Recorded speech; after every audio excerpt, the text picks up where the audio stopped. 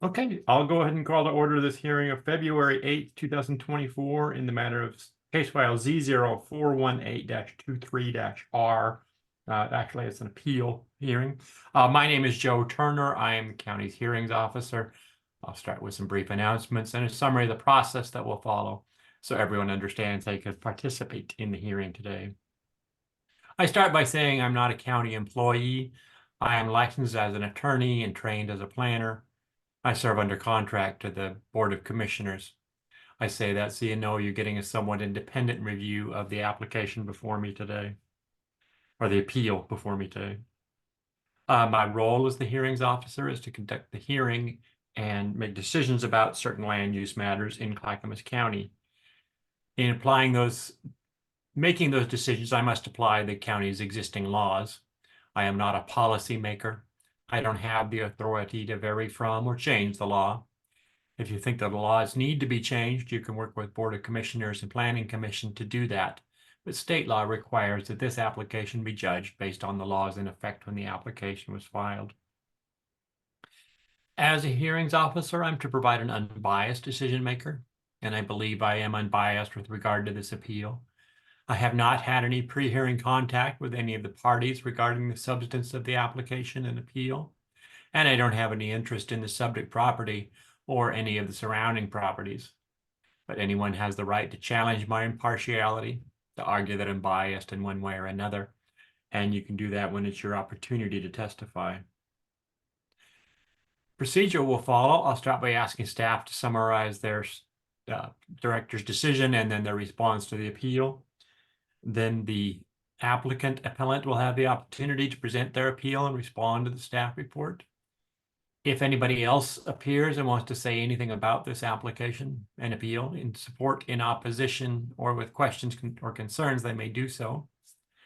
Then I will give the staff and the applicant an opportunity to respond to the testimony that was offered. I'll close the public portion of the hearing and announce what I'm going to do. Generally, I'll issue my written decision within about 2 weeks after the close of the public record. I'll send my decision to the county. The county will send it to parties of record. So anyone who testifies orally or in writing before the close of the record will be sure and receive a copy of my decision when it's issued. Anyone with an interest in this application may offer relevant oral or written testimony. It's important that everyone make their best case to me. My decisions are final for purposes of the county, may be appealed to the Land Use Board of Appeals, or LUBA. However, LUBA generally will not allow new testimony and evidence on appeal. They'll decide any appeal based on the record before me. So if you feel it's important that myself or any future decision maker knows something about this application, you need to make sure it gets into the record before me.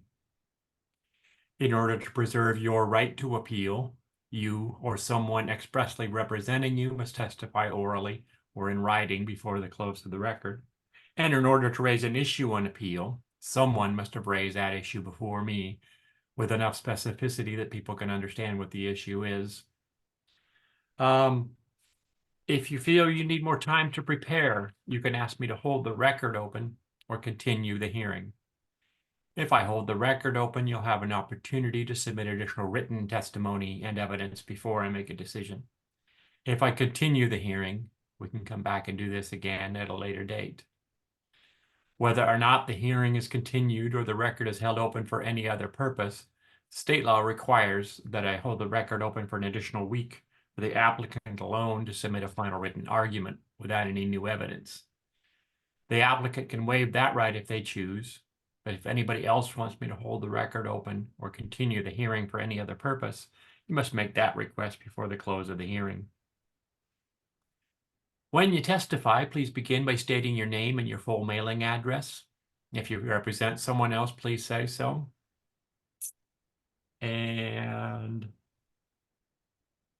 that pretty much does it for my introduction. I'll let staff do the Zoom format, how to participate that way. Mr. Blessing? Yep, thank you.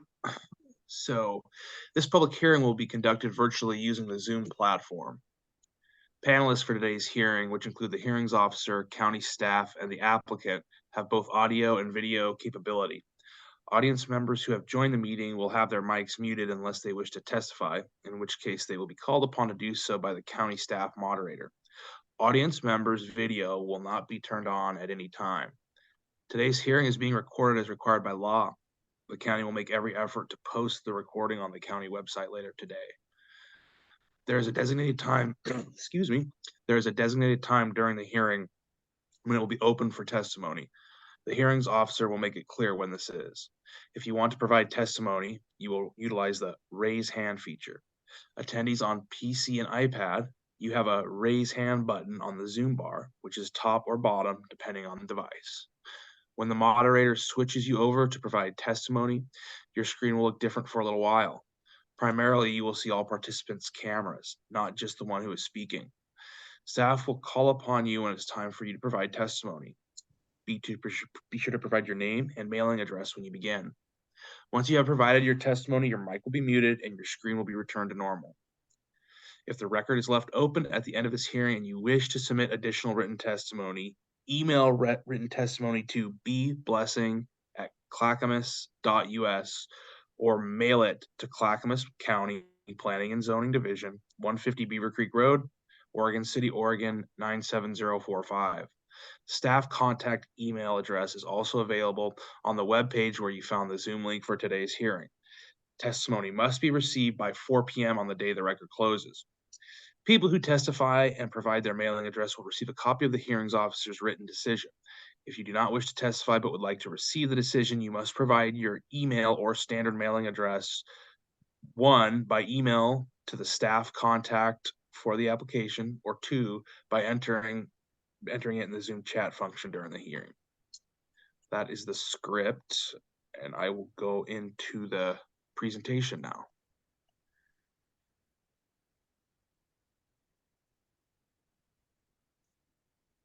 Okay.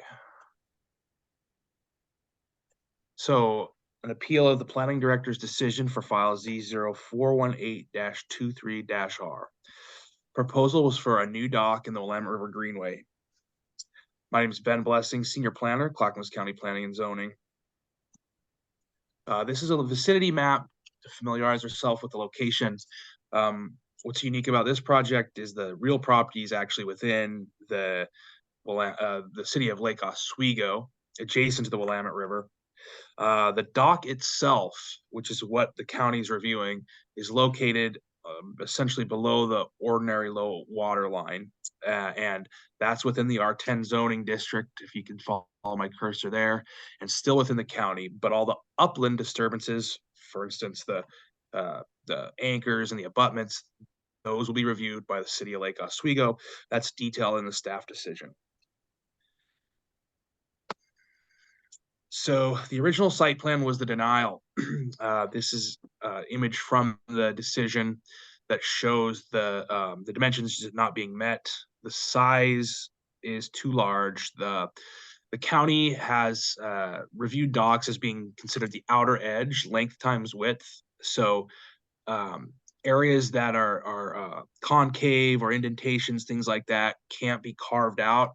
So the length times the width is how we calculate docks, and with this proposal, the dock's too large. So the application was denied for reasons noted in the staff decision. So some revisions occurred. So after the denial, the applicant provided a revised plan on January 4th, 2024. It was smaller, but the dimensions were still not met. Namely, the 3-to-1 length to width ratio was still just not quite met. So a second revision was submitted on February 1st, 2024, which does meet the dimensional standards for docks. So staff's recommendation now is approval subject to conditions.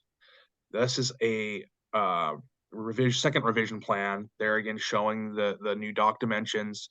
It's the typical kind of urban style dock. The style of dock that's required below the Oregon City Falls, 400 square feet, and appears to meet standards. So there again, staff is recommending approval subject to conditions. And that concludes my presentation. Thank you.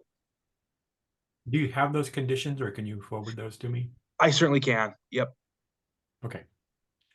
Excuse me.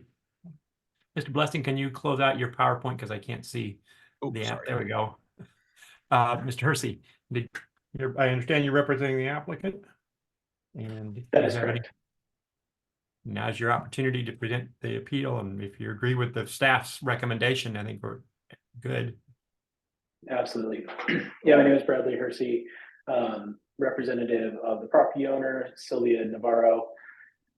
My mailing address is 2000 Southwest First, Suite 420, Portland, Oregon 97201. We do intend to meet the code and move forward with this code compliant design and have no issue with the county's decision to approve this if approved via the appeal process. Okay. Thank you. Just for the record, is anybody else, there is nobody else online who may want to testify other than county staff, so skip that part. Ms. Blessing, anything further from county staff? Nope. And Mr. Hersey,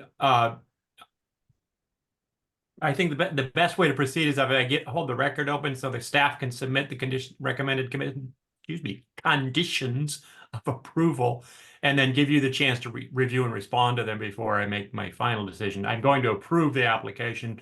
It's just we need conditions of approval to make sure it complies in fact, and also do you know what the county is reviewing, what the city's got to review. So Mr. Blessing, could you get those? How soon could you get those conditions to me? Well, I could probably do it by Friday, but if I could have just in case, because with time, I have no maybe problem next. with that. Okay. 5 o'clock Monday. Yeah, that's fine. On Monday. Okay. Mr. Hersey, how long would you like to respond? Again, as much time as you need. 2 business days. Okay, and if you're able to get to it sooner and respond, that's fine. I'll close it then. So Mr. Blessing has till 5 on Monday. So Wednesday at 5 would work for you. Yes, sir. Okay. Anything else you want? I think we did that, but just in case, I'll give you the final word. Anything you want to add? Mr. Hersey? Okay. No, sir.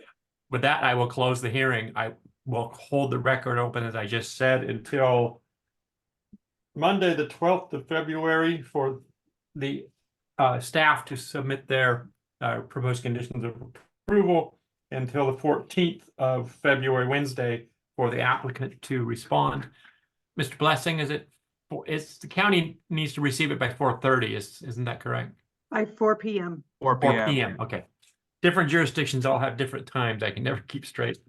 So anybody, county or applicant wants to submit has to be received by 4 o'clock. Mr. Hersey, you can send it to the county, your response to the county will send it on to me. And I'll try and get my decision out within a maximum of 2 weeks.